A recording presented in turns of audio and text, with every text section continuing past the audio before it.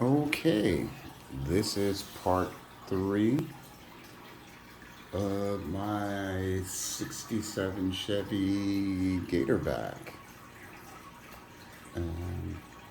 Had a few issues with the paint. Didn't quite take the way I wanted it to.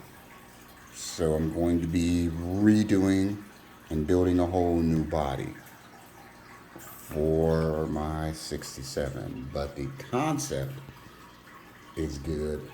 I just used the wrong paint and it didn't take to it. So I'm gonna redo it. But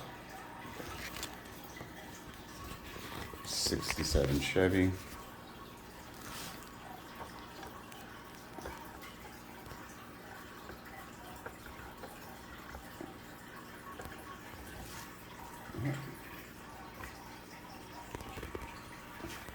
More to come.